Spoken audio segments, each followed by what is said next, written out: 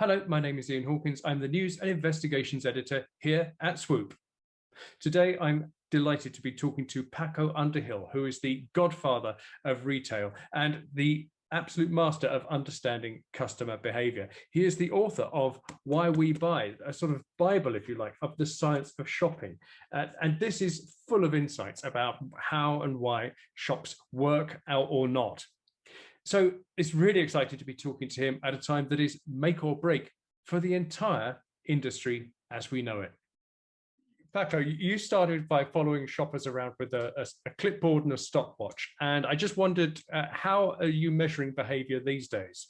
As you probably know, the company that I founded, its largest clients today are global technology companies here, many of whom are using tech as a way of being able to gather information about human behavior.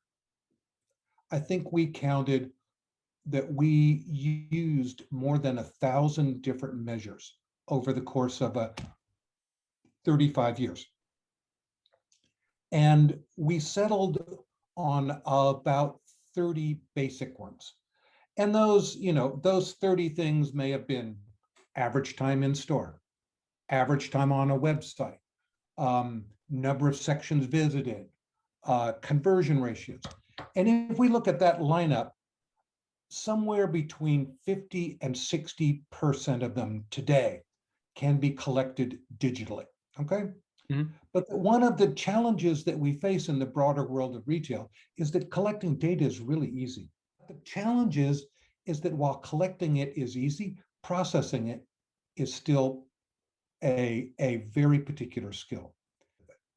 I think the other theme here, which is, I think, a very important one for those of us in the world of consumption, the world of retail, the skill of our modern researcher is the ability to use multiple research techniques, knowing that they very rarely tell us the same thing, and to be able to modulate what those findings are into some form of actionability. How would you say that shops and the retail world has evolved in your time? And what's maybe the next step for them to take? Well, I think one of the things that drove retail up through up until the past 5 years is supply chain innovation. The ability to be able to access things and to whether it's just-in-time delivery. There's a very wonderful book out there called The Box. This is a history of the shipping container, and it is part of what has driven retail, the broader global economy, particularly over the past 20 years, is that the cost of getting something made in Bangladesh and getting it to the floor of Selfridges or Macy's in New York has been extraordinarily changed over the past 30 years. And part of what that has done, I think, is to perpetrate the analog world of manufacturing, because manufacturing has migrated over the past 20 years to the lowest labor cost, balancing out labor and transportation.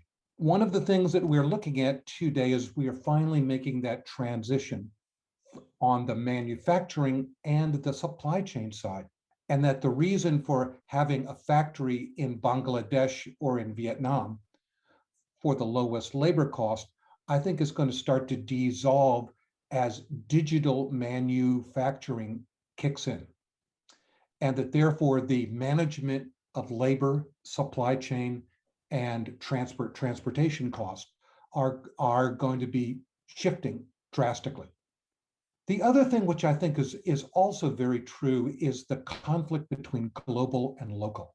We know that technology in the 20th century let companies get bigger, but in the 21st century, technology is actually letting us get more efficient and local.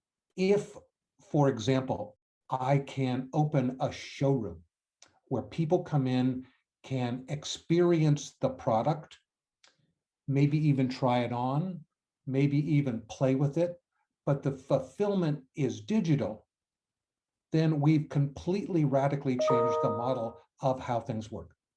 We also know that once we reach age 40, roughly 80% of our weekly purchases are the same thing. Meaning that, Ian, at your age, you have decided the kind of dog food, the kind of peanut butter, the kind of a bunch of other things that are staples in your vocabulary. Why do I have to go to a store to pick those up?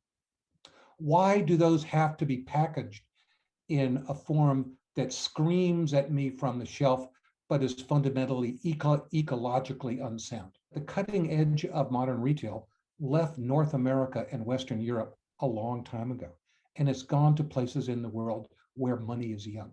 If you ask me what's the most interesting shopping mall that I've been to, it may be K11 in Shanghai, where they're growing the vegetables that are served in the restaurants in the concourse of the shopping mall. The other theme I think is really poignant, that the lack of understanding in those who were affluent. I found it deeply disturbing that two of the wealthiest men on the planet were spending huge sums of money to get 20 minutes of recreation in space when there were so many people across the globe in poignant need of funding and assistance. Shame on them. We need, in the broader economic spectrum, to be able to create a better sense of equilibrium. I've walked the streets of New York over this post-pandemic and felt the nascent rage. The other theme here, which I think is an interesting one, which I'd like to ask you, is I was having a conversation with a friend in the financial community and was talking about the challenge that London has. Because there's a reluctance of people to travel on public transportation. There isn't, Paco. Well, I'm just saying that there's some people that have to, and there's some people who would rather not. Okay? And one of the very interesting questions I think, particularly Western Europe is dealing with, is what is the modern city? I think that's a really interesting question. It kind of links back to something you said before, which is that the most interesting things are going to be where the young money is. And of course, the young money is not in places like, London, New York, for example. Interestingly, maybe that that all these retail experiences are going to be constantly chasing young money, which means that you and I, Paco, are going to feel increasingly out of it and looking at these retail experiences going, that's kind of not for me anymore. I know what dog food I want to buy. Why on earth is there a dog experience happening in Oxford Street or on Broadway? What do you think will be the defining factor of success? I mean, we're talking about coming back to normal post-pandemic, but of course, normal was a long time ago, and it's not going to come back again. So, what do you think will make the difference between success and failure for new businesses as we go forward? I think this is a very, very interesting question. And if you go to a bank on Oxford Street and you find the desk farthest away from the front door, that's where the person in charge sits. I am reminded that in the 21st century, battles are won when generals get to the front lines. And that we have spent an enormous amount of time getting comfortable making decisions sitting down. And whether I'm Jeff Bezos and I'm spending time in the warehouse, or I'm Doug McMillan at Walmart, understanding the stress levels of someone working the aisles at Walmart, I think those are all really important issues. Well, Jeff Bezos is in space. You couldn't get further away from an Amazon warehouse. You couldn't get further away.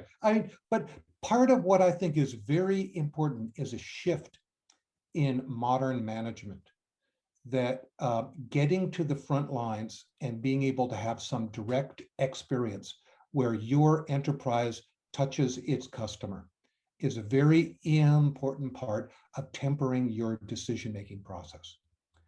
And that while we can be focused on strategy, that one of the key aspects of succeeding in the 21st century is tactical execution. We have 5 copies of Paco's book to give away. To be in with a chance of winning a copy, just share this post to any of your social media accounts with the hashtag swoop. To find more information on funding and resourcing your SME, visit us at www.swoopfunding.com. Thank you for watching.